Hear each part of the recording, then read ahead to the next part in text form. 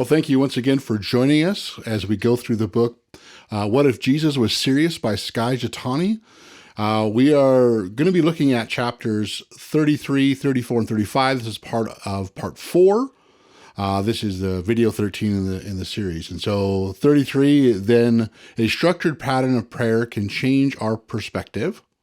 34, then singing is also a form of prayer. 35, then prayer will help us notice God everywhere we go. Mm-hmm. Now, we talk about the power of a structured prayer, which I think sometimes can feel like maybe seem a little opposite of some of the stuff we've been talking in past videos. We're talking about praying at all times, praying without ceasing in those little moments. I think it's really important that it's not about kind of like saying do this, not this, or one's better than the other. Like they all have strengths. Yep. They all could be helpful, and structured prayer has a thing that can really be very helpful for us as we pray. Yeah, we touched on this a little bit in the last video where we talked about how certain faith traditions, including ours, really value the spontaneous prayers. And lots of times, as we said in the previous video, sometimes we sit down to pray and we draw blank sometimes, or sometimes we just get distracted. And this is when I think the power of a structured prayer can really help us. Absolutely. And it is really, I think, important to see that this is a common thing that does stretch out through history. The Jewish people, and we see it in the Bible, would have had structured times to pray, just moments in the day they left for that. And I think it's a really great way that, the little bit that I've been sort of walking out in the last several months, I've never really done a lot of this in my life. And it's just the idea of it kind of is a refocusing moment. Mm-hmm. Yeah, just taking a moment throughout your day to think about God and include him in what you're doing. And that is practicing the presence like we've talked about, but it just doesn't seem to go hand in hand with a structured prayer, but I really think it can. Yeah, absolutely. And I think, and there is something that, because I think what happens if we can get kind of, I know I can get caught up by just whatever the day happens, things happen, the current goes, and we can have all great intentions of just taking a moment to stop, and we just, don't. And there's just that moment of hey, at this time, I'm going to stop. Mm-hmm. And the example that Skye uses with the idea of using the Book of Common Prayer, I think is kind of this really idea of taking 3 times throughout the day, pausing for a moment. It gives you a certain scripture to read and prayers to pray. And one of the things I think there's a strength for me, especially in the idea of the structured prayer in this one is that it really connects us not only to God, but also to other sisters and brothers who have prayed these words throughout centuries and around the world, and kind of at a similar time, and it does kind of take us outside of our own perspective.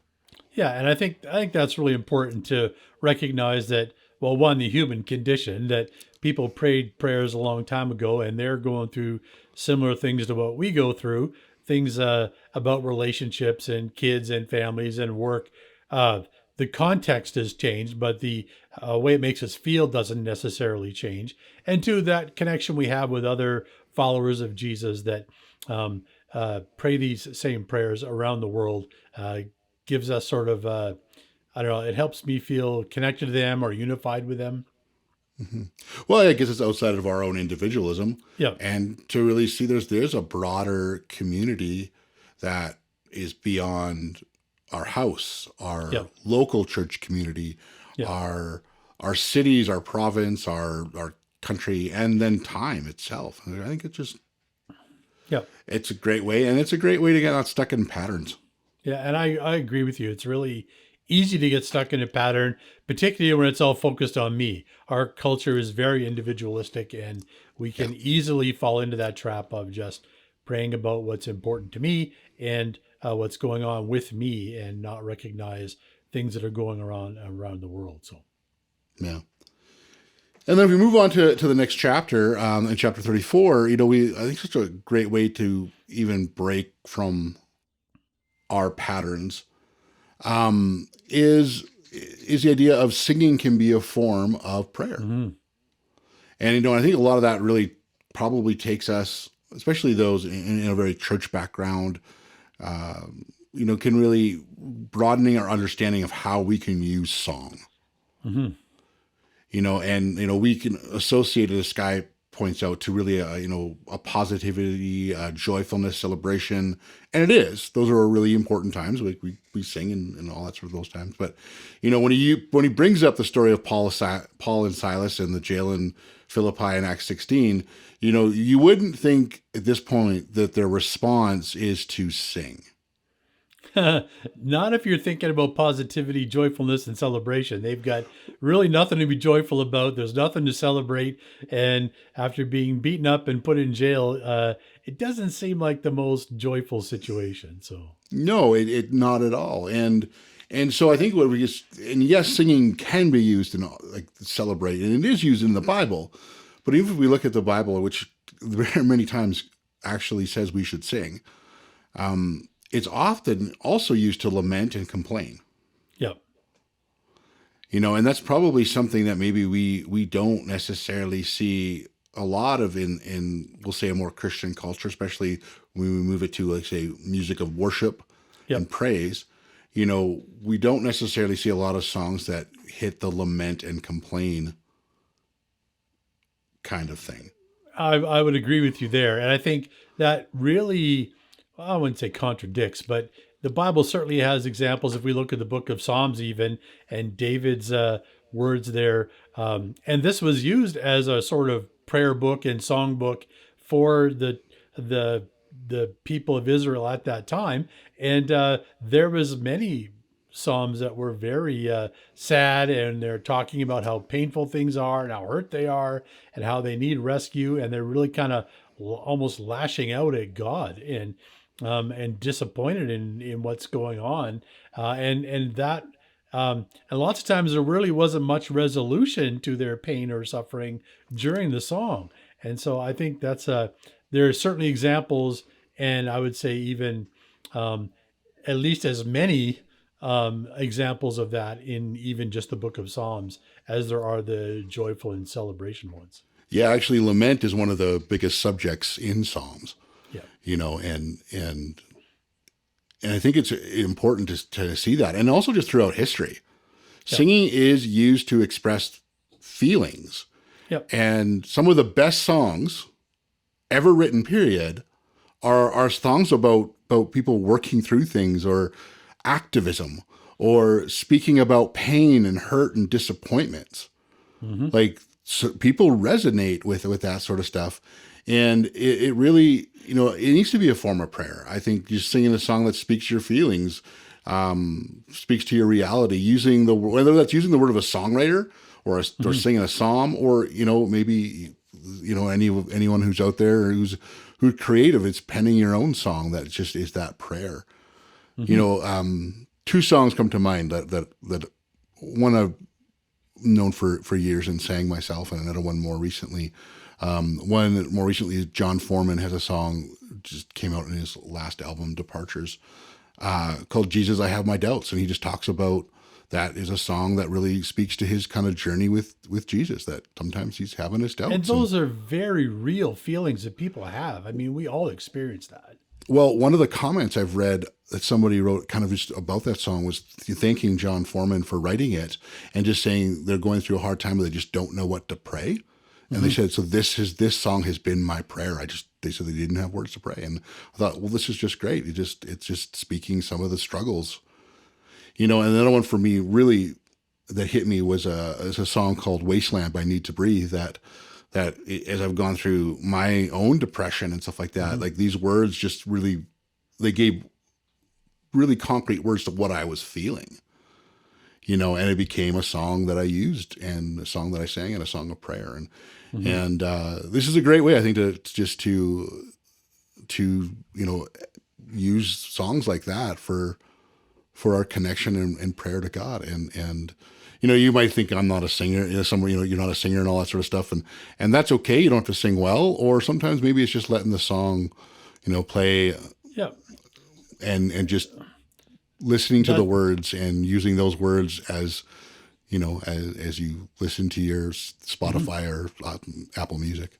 Yeah, and that's exactly the what I was going to say, because I'm not a singer for sure, and but lots of times when I do struggle with things, it's music that I turn to. And when you mentioned "Need to Breathe," and I'm thinking of an older song, different generation, by Russ Taff, called "Down in the Lowlands," and that speaks to a very similar kind of experience when you're not feeling close to God, and you're going through hard times, and God is still with you, but you might not even recognize it. Uh, that kind of it's got a very melancholy kind of feel to it, but it really kind of spoke to me in times when I felt really down, and that was very helpful.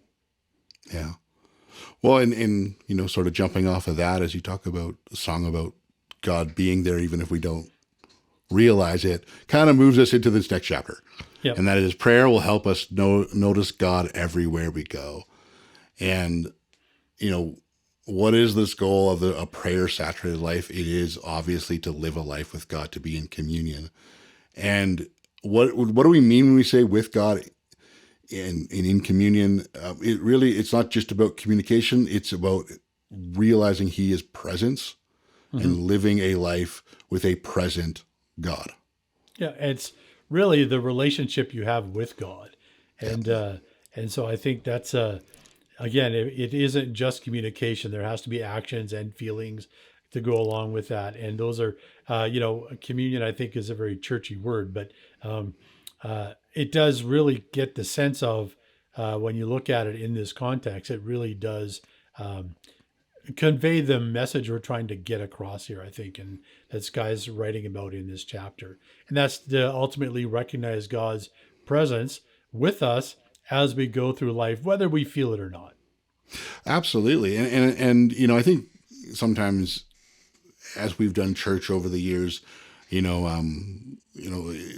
unintentionally and probably sometimes intentionally, we kind of we can make people believe that presence is contained to the service, Sunday morning, evening, camp. Just there are many other traditions that can come with whatever that is. And we're not saying that there aren't really great moments in those things. Not knocking that. But sometimes the unintentional consequence is that we can still live a life unaware of God being present in kind of every other aspect. Yeah, the ordinary stuff. Well, yeah, it's like we got to see Him in the real things and beyond the spectacle.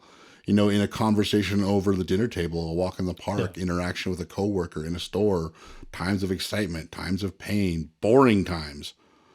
I don't think anyone wants to hear that. Like, we can experience God in mundane. Yeah, and I think this kind of sets up the next chapter in the next video. But I think it's important that we do take time and take inventory and reflect on our day. Because sometimes we can go through the whole day and not really think about God. But if we take time after the day is over and just reflect on the day, then we can actually see where God was, and how we may have reacted or responded or not responded to God being with us in those particular instances. So, yeah.